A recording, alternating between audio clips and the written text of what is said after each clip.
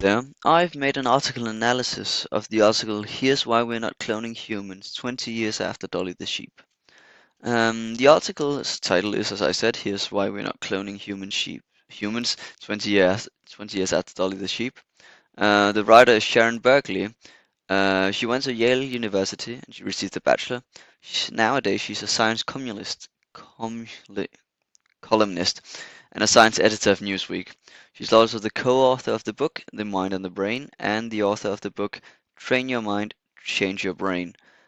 Yeah, it's written in Business Insider, which is a global financial and business paper, which also reflects how it's written, as we'll talk about later, and a little about what it's about.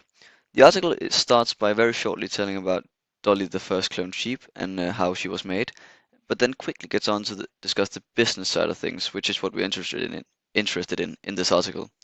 It then discusses several sides of this too, all the way from how hard cloning is to the profits it could bring in. It even mentions that some companies are although a few, are already making their living by cloning animals. For example, a South Korean doctor that clones pets and a few endangered species, and also a polo team made of cloned ponies. The structure is a bit weird. Most newspapers are written in columns.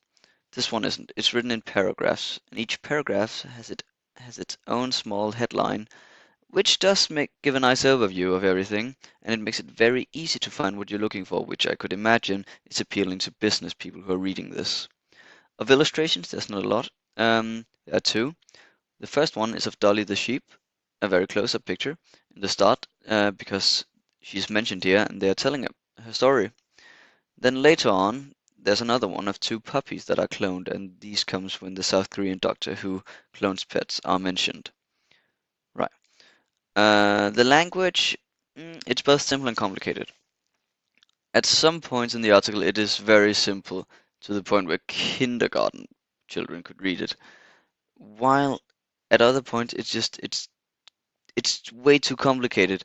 It's scientific to the point of incomprehensibility to anyone but the most hardcore nerds and professors. For example, here, the scientist who created Dolly, named after Dolly Parton naturally, removed the DNA from a sheep ovum, fused the ovum with a mammary epithelial cell from an adult donor sheep, and transplanted the result, now carrying DNA only from the donor, into a surrogate Eve.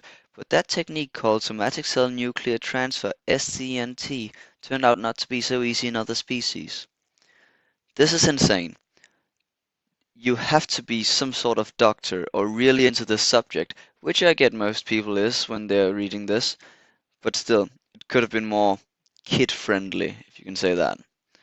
Um, yeah. Also, most articles have this sort of excitement curve, but this doesn't, and that's because it's scientific.